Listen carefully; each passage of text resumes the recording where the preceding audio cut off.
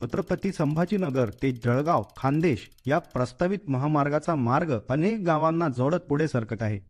धरणगाव तालुक्यातील टाहाकळी, पाळधी बुद्रुक, पाळधी खुर्द या गावांपासून सुरू होणारा हा मार्ग कणकवली तालुक्यातील सावदेत्र, तीनपळकुटेत्र, फेडी खुर्द, रवंजे बुद्रुक आणि दापोली या गावांमधून पुढे जातो. यानंतर जळगाव जिल्ह्यातील लवाजन, वाकडी, मसावत, बोरनार, बोनगाव आणि पाथरी या गावांचा समावेश होत असून पाचोरा तालुक्यातील सामनेर, लासगाव, आसनखेडे खुर्द, लांद्रा, पहाण, मोहाडी, नाईकनगर,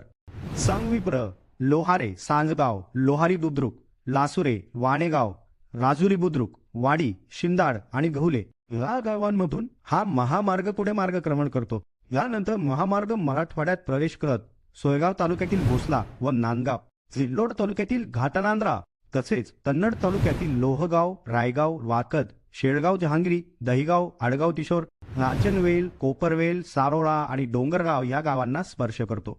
पुढे फुलंब्री तालुक्यातील कानेगाव, चिंचोली नकीब, ओरारी खुर्द, वावणा, निधोना, वाहेगाव, डोंगरगाव शिव, पिंपळगाव वळण, वाणेगाव खुर्द, वाणेगाव, पिनगाव, गणोरी आणि मुर्शिदाबादवाडी या गावांमधून मार्ग काढत हा महामार्ग संभाजीनगर तालुक्यातील चौका येथे येऊन समाप्त होतो. या संपूर्ण महामार्गाचे सर्वे क्रमांक, अचूक अलाइनमेंट आणि कोणत्या शेत जमिनींमधून हा मार्ग जाणार आहे याबाबत सविस्तर माहिती